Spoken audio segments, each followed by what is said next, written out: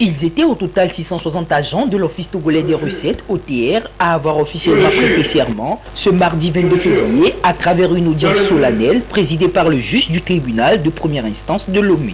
Conformément au test en vigueur de l'OTR, cette prestation de serment constitue une étape importante pour ces derniers. En effet, à travers cet acte symbolique, les récipiendaires s'engagent à remplir à bien leur mission au sein de l'Office avec comme credo combattre la fraude et l'évasion fiscale. Pour les premiers responsables de l'OTR, la tâche qui incombe désormais ces nouveaux impétrants est grande et il va leur falloir faire preuve de rigueur et d'intégrité dans leur mission en prenant en compte les valeurs d'éthique et de déontologie prônées par l'Office. C'est tout ce qu'on a recruté depuis 2019 jusqu'à ce jour qui vient de prêter serment avant de commencer effectivement ces activités pleinement à l'Office togolais des recettes. L'engagement, c'est qu'ils ont juré de servir loyalement, fidèlement et avec toute la rigueur qui en vaut dans la manipulation du denier public et dans leur comportement vis-à-vis du contribuable et vis-à-vis d'un citoyen togolais. Donc c'est un engagement solennel devant la justice, devant le peuple togolais, que dans leur attitude et dans leur comportement, dans la manipulation du denier public, n'en suffira d'aucune insuffisance et d'aucun écart par rapport à ce qui est requis par les tests nationaux dans la gestion, dans la mobilisation et dans la transmission du denier public que nous sommes appelés à collecter. Les impétrants ont pour leur part exprimé leur satisfaction tout en réitérant leur ferme engagement à œuvrer aux côtés de l'OTR en vue d'une atteinte efficace des objectifs assignés. Je suis agent d'appui au cadastre. Cette cérémonie de prestation de serment marque le début d'une carrière professionnelle et nous promettons, nous allons travailler bec et ongle pour tout en respectant les valeurs de l'Office togolais des recettes, tout en nous inscrivant dans la politique du développement économique du chef de l'État. Je suis là en tant qu'agent OTR et je suis spécialement secrétaire de division. Pour moi, c'est juste une confirmation de ce que je savais déjà et encore mieux de me donner à fond pour le travail pour lequel je me suis donné. Le juge officiant à la cérémonie a ainsi donc invité ces derniers au respect de leur serment dans l'exercice de leur carrière.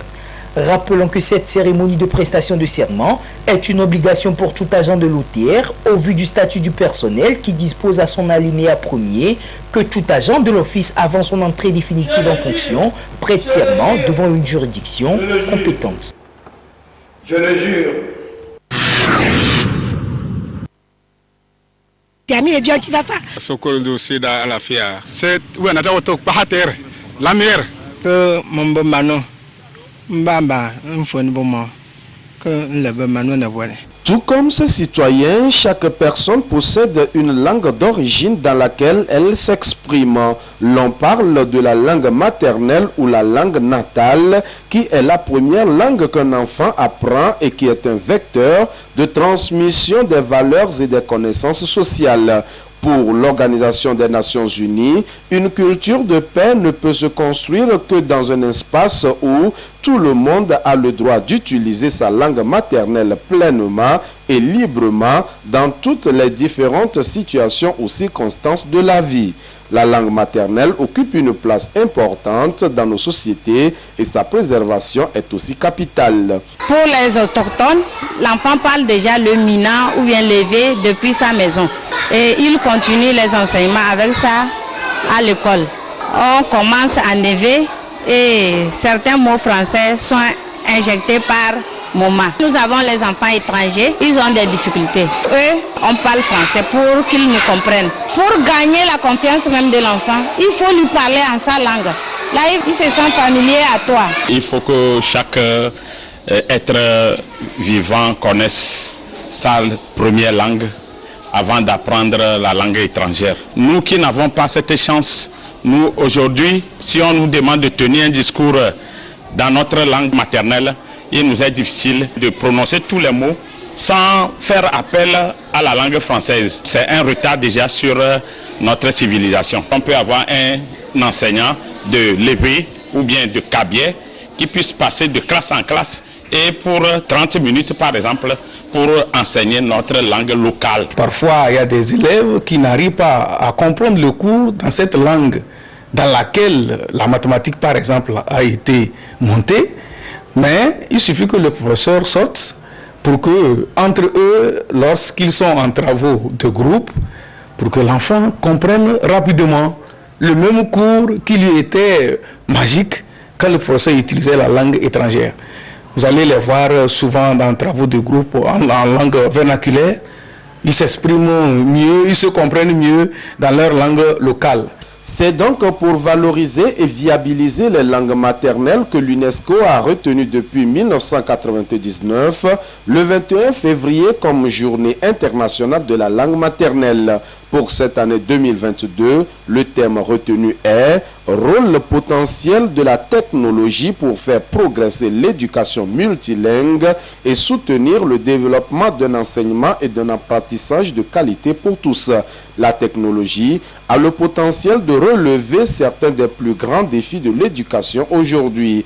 Elle peut accélérer les efforts visant à garantir des possibilités d'apprentissage équitables et inclusives pour tous si cette technologie est guidée par les principes fondamentaux d'inclusion et d'équité.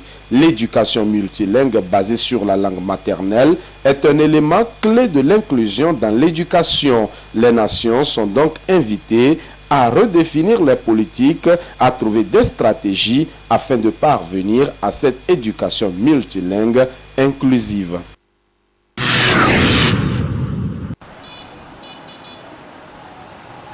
Depuis vendredi dernier, l'on a constaté des attroupements dans plusieurs stations d'essence de la capitale Lomé. Et pour cause, des rumeurs faisaient état d'une probable augmentation des prix des produits pétroliers à la pompe.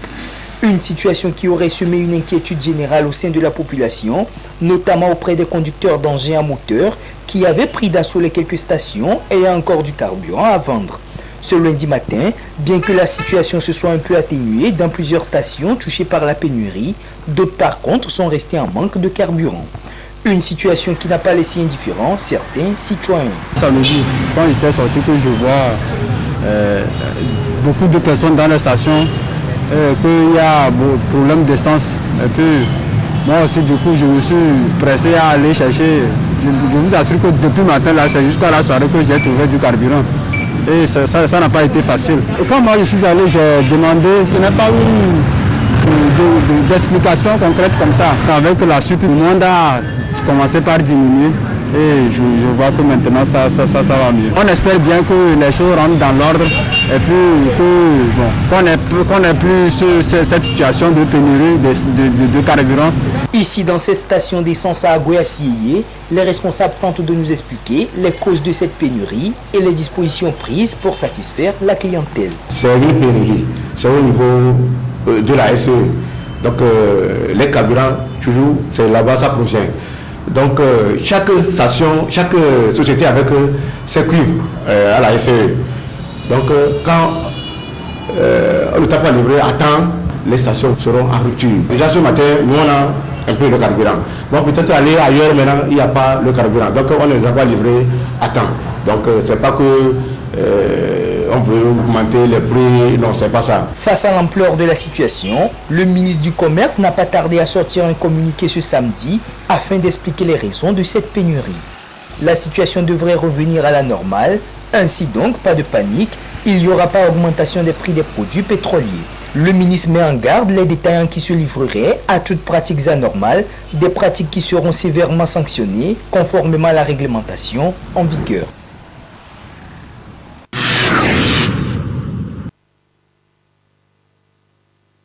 Au Togo, le taux d'accroissement urbain est estimé en 2015 à environ 4%.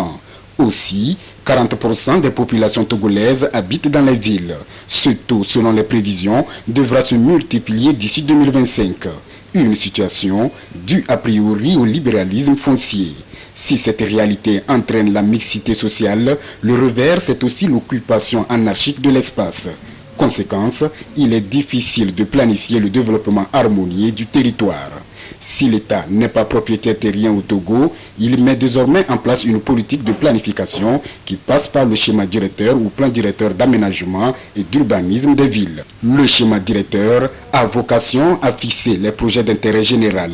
Il est un guide de planification des décideurs. Le schéma directeur définit essentiellement l'affectation générale des sols et présente les grands équipements structurants du tissu urbain.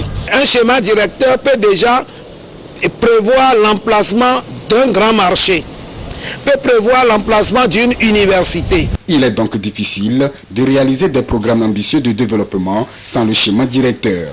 L'intérêt de ce document graphique nécessite alors une collaboration de divers acteurs. Le schéma directeur est normalement élaboré par l'autorité publique en charge du développement de la ville. Les schémas directeurs sont essentiellement mis en étude par les cabinets d'urbanisme. Ce ne sont pas les géomètres qui élaborent les schémas directeurs. Les géomètres interviennent sur le schéma directeur en tant qu'acteur spatial, juste pour faire les états des lieux.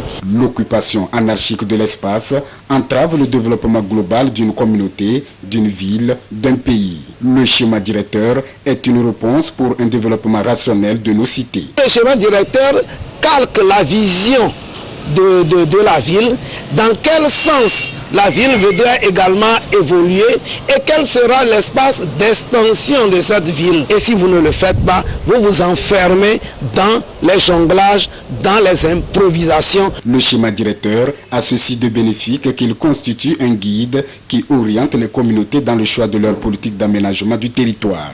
À l'image des villes qui bougent, le schéma directeur devra être révisé périodiquement.